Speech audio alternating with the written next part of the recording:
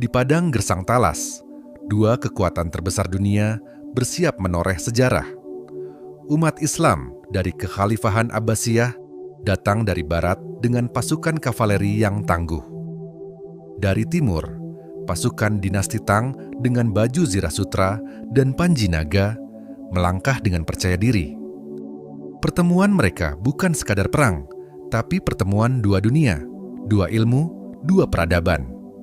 Dan dari darah yang tumpah di talas, lahir sesuatu yang mengubah dunia selamanya. Kertas, pengetahuan, dan masa depan. Sejarah bukan sekadar kisah tentang perang, tapi tentang bagaimana dunia berubah karenanya.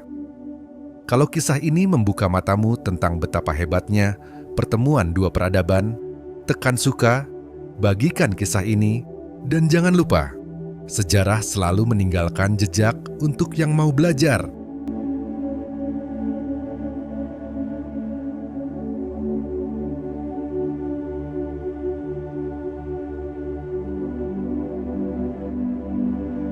Langit di atas lembah talas membentang luas, membisu di antara dua dunia yang bersiap bertabrakan. Dari arah barat, barisan panjang pasukan Abbasiyah datang membawa semangat jihad dan perintah dari Khalifah Al-Mansur. Pemimpin mereka, Ziyad bin Saleh, menatap cakrawala dengan sorot mata, tenang namun tajam. Di sisi timur, pasukan besar dinasti Tang membentang sejauh mata memandang, menampilkan disiplin dan keindahan khas Tiongkok. Jenderal mereka, Gao Xianzi, seorang keturunan Korea dalam dinasti Tang, menunggang kuda putih dengan sikap percaya diri. Dua pasukan besar itu diam beberapa hari, hanya saling menatap dari kejauhan, seperti dua samudera yang menunggu badai.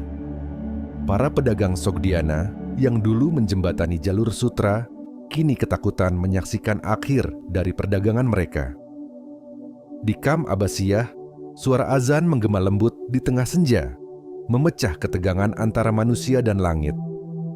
Sementara itu di kubu Tang, genderang perang berdentum pelan, menandai kesiapan yang dibungkus kesombongan peradaban timur.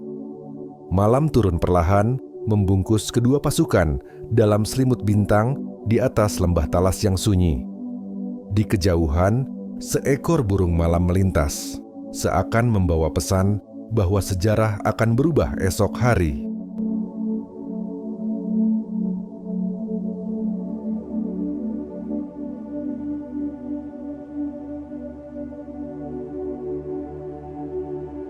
Pagi di talas datang dengan udara dingin dan cahaya pucat yang menyelinap di antara kabut. Pasukan Abbasiyah mulai bangun, memeriksa senjata, dan mengencangkan pelana kuda mereka yang berkilau dalam cahaya fajar. Ziyad bin Saleh berjalan melewati barisan tentaranya, menatap satu persatu wajah mereka yang siap mati untuk keyakinan. Ia tahu, kemenangan bukan hanya milik yang kuat, tapi milik yang berilmu dan beriman. Di sisi lain, Jenderal Gao Xianzi memerintahkan prajuritnya membentuk formasi naga terbang, strategi klasik Tang yang mematikan. Sementara bendera berkibar, para pemanah Tang mengangkat busur, mata mereka menyipit di balik kabut pagi. Ketegangan memuncak saat lonceng perang berdentum dari tenda utama Tang, tanda serangan dimulai. Pasukan Abbasiyah menunggu dengan diam hingga panji hitam dikibarkan tinggi oleh seorang penunggang muda dari Kufah. Ketika panah pertama dilepaskan, langit talas seolah pecah oleh bunyi dan cahaya. Benteng manusia terbentuk. Tameng, pedang, dan doa menjadi satu di tengah debu dan darah. Namun, di balik perang ini tersimpan rahasia lain. Di Kam Abbasiyah, beberapa tawanan Tiongkok membawa benda aneh dari bambu dan serat, cikal bakal kertas. Tak ada yang tahu bahwa benda lembut itu kelak menjadi benteng ilmu yang lebih kuat dari pedang manapun.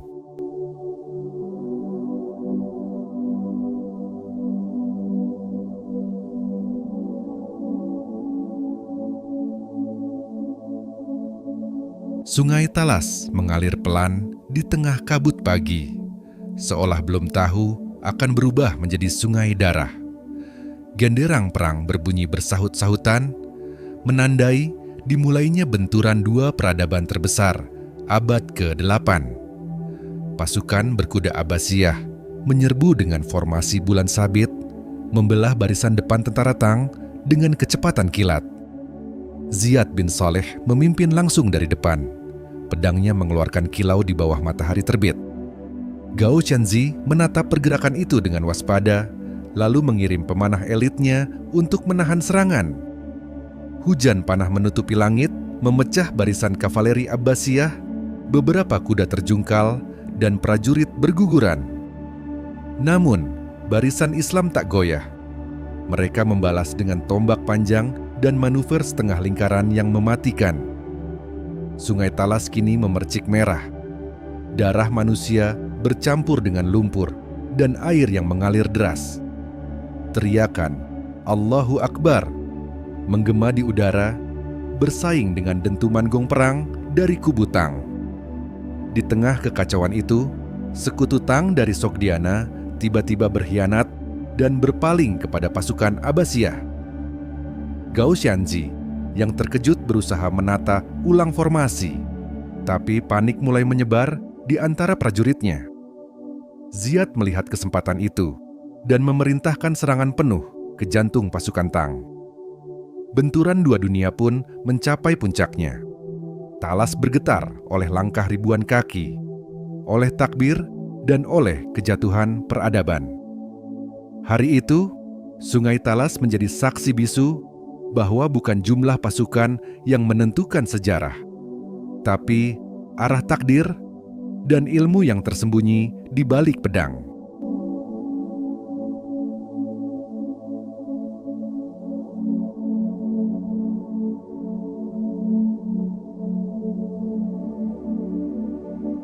Di tengah kabut yang menutupi lembah Talas, sisa-sisa pasukan Tang berbaris lesu.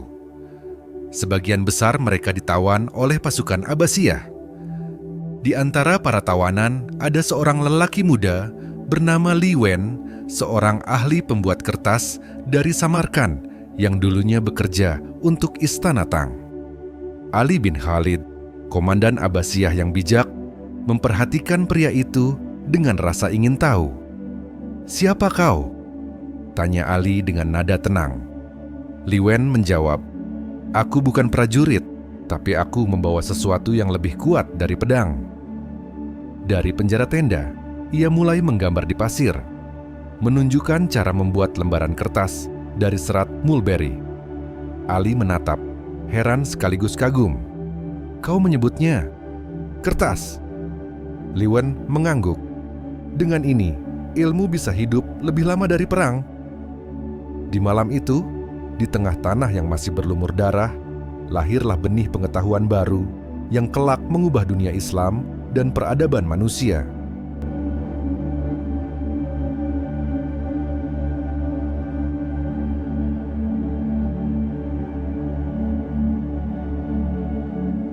Kafilah panjang bergerak melewati padang gurun menuju Samarkand.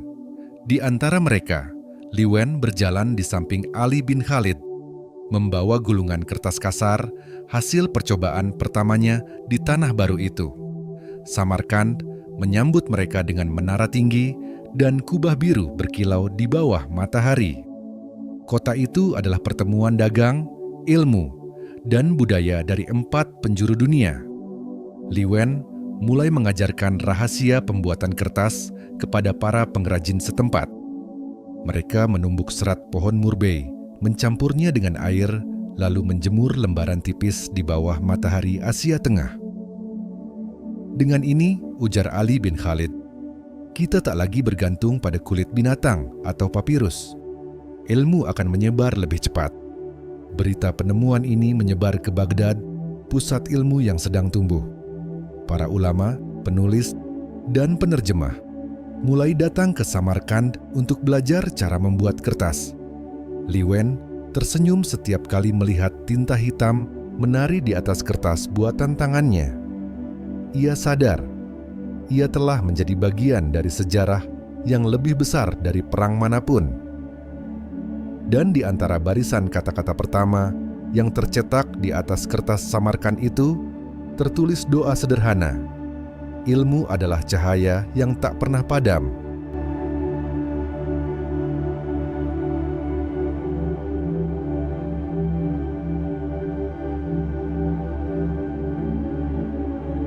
Baghdad berdiri di tepi sungai Tigris, seperti permata yang memantulkan cahaya surga di tengah padang pasir.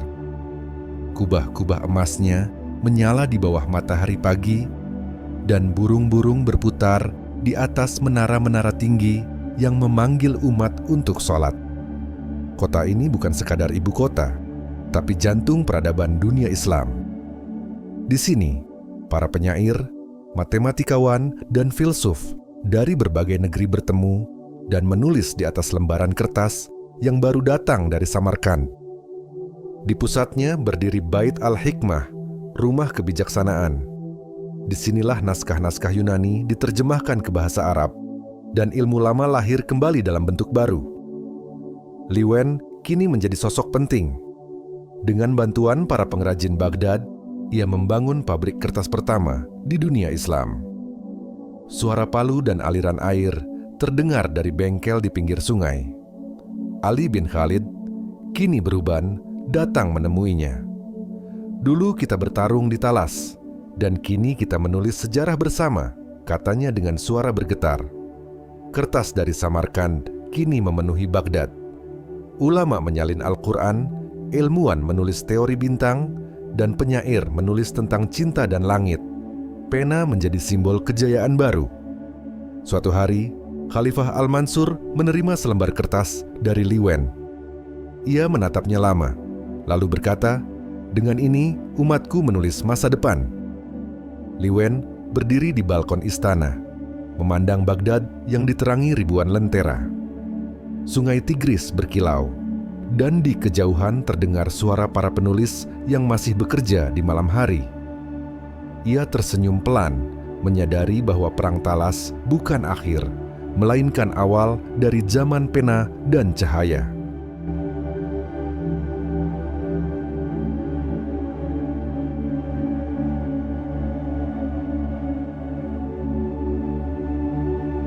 Setelah kemenangan di Talas, hubungan antara dunia Islam dan Tiongkok tidak berakhir di medan perang. Sebaliknya, kedua peradaban mulai saling mengenal melalui perdagangan, diplomasi, dan ilmu. Utusan dari dinasti Tang dikirim ke Baghdad membawa hadiah dari Kaisar sebagai tanda pengakuan atas kekuatan baru di barat. Sebaliknya, Khalifah Abbasiyah mengirim para ahli astronomi dan penerjemah ke Chang'an, ibu kota Tiongkok. Pertukaran itu melahirkan aliran pengetahuan yang tak pernah terjadi sebelumnya. Di Chang'an, catatan sejarah menyebut kedatangan orang Arab berkulit sawo matang yang membawa ajaran langit dari barat. Sementara di Baghdad, kisah Tiongkok mulai menjadi inspirasi bagi para penulis dan seniman. Dari pertemuan dua dunia itu, lahirlah jembatan ilmu, dari astronomi, kedokteran, hingga seni membuat porselen. Bayangan dari timur jauh kini tidak lagi menakutkan, melainkan membawa sinar pengetahuan yang memperluas cakrawala umat Islam. Dan di antara semua itu, ingatan tentang Talas tetap hidup, bukan sebagai perang, tapi sebagai titik awal lahirnya zaman ilmu yang mengubah dunia.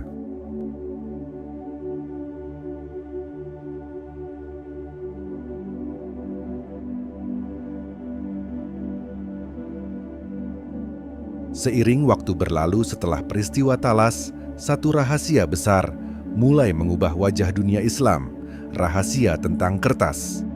Para tawanan Tiongkok yang ahli membuat kertas dibawa ke Samarkand dan diajak bekerja di bawah perlindungan khalifah. Dari sanalah lahir industri kertas pertama di dunia Islam, menggantikan papirus dan kulit hewan yang mahal. Penemuan itu membawa revolusi dalam ilmu dan administrasi kekhalifahan Abbasiyah. Kini para penulis dapat menyalin ratusan kitab dengan cepat dan murah. Perpustakaan pun bermunculan di Baghdad, Basrah, dan Kufa, menjadikan dunia Islam pusat pengetahuan dunia. Salah satu tempat teragung lahir di Baghdad, Bait Al-Hikmah, rumah kebijaksanaan. Di sanalah para penerjemah bekerja menerjemahkan karya Yunani, Persia, dan India ke dalam bahasa Arab. Setiap lembaran kertas yang mereka isi menjadi jembatan antara masa lalu dan masa depan. Ilmu matematika, kedokteran, dan astronomi berkembang pesat di bawah pena para ulama.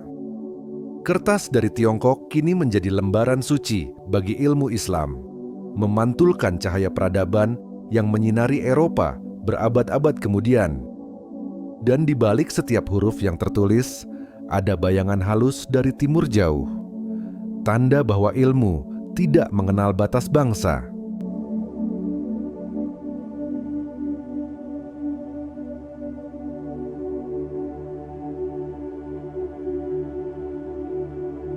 Di jantung Baghdad berdiri sebuah gedung megah dengan kubah biru keemasan, Bait Al-Hikmah, rumah kebijaksanaan. Tempat ini menjadi simbol kehausan umat Islam terhadap ilmu dan kebijaksanaan dari seluruh penjuru dunia. Khalifah Al-Ma'mun, putra Harun Al-Rashid, adalah sosok yang menjadikan rumah ini sebagai jantung pengetahuan dunia. Ia mengirim utusan ke Bizantium untuk mencari dan membawa naskah-naskah Yunani kuno yang hampir terlupakan. Begitu kitab-kitab itu tiba di Baghdad, para penerjemah segera bekerja di bawah bimbingan ilmuwan besar seperti Hunain ibn Ishaq. Hunain menerjemahkan karya Hippocrates dan Galen ke dalam bahasa Arab, membuka pintu bagi ilmu kedokteran modern. Di ruang lain, Al-Khwarizmi mengembangkan konsep angka dan algoritma yang kelak menjadi dasar ilmu komputer. Sementara itu, para astronom di atap Bait Al-Hikmah menatap langit malam Baghdad, memetakan bintang-bintang dengan astrolab. Di bawah kubah itu, umat Islam bukan hanya menyalin ilmu, mereka menciptakan ilmu baru. Kertas dari Samarkand menjadi saksi bisu kebangkitan akal manusia di timur. Bait Al-Hikmah bukan hanya perpustakaan, tapi mercusuar peradaban, tempat di mana iman dan ilmu berjalan seiring. Dari tempat inilah, cahaya ilmu mengalir ke Cordoba, Kairo, dan Andalusia, menembus batas dunia timur dan barat. Dan di atas semua itu, tertulis satu pesan abadi, pena lebih tajam daripada pedang, bila diarahkan oleh iman dan kebijaksanaan.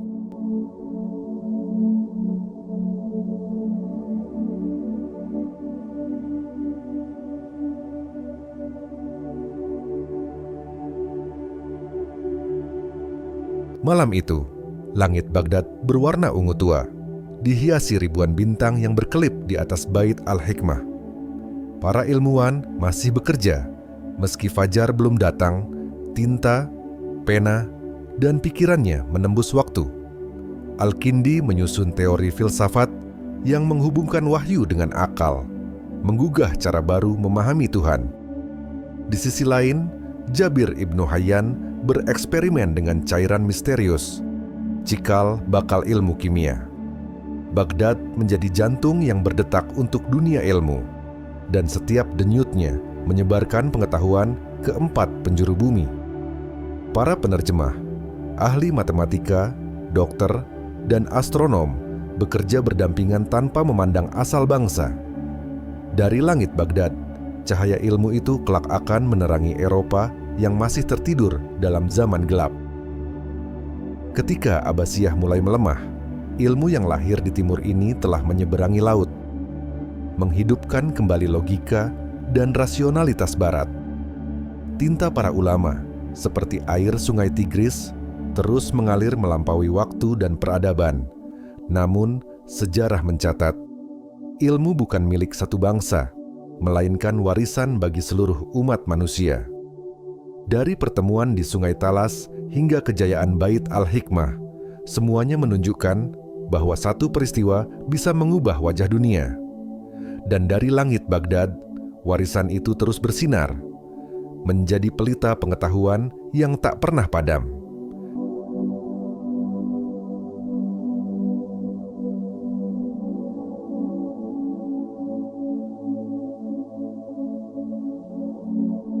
Jika kisah ini mengingatkanmu bahwa pena bisa mengubah dunia lebih dari pedang, tekan suka dan bagikan, agar sejarah gemilang Islam ini tak terlupakan di antara riuh dunia modern.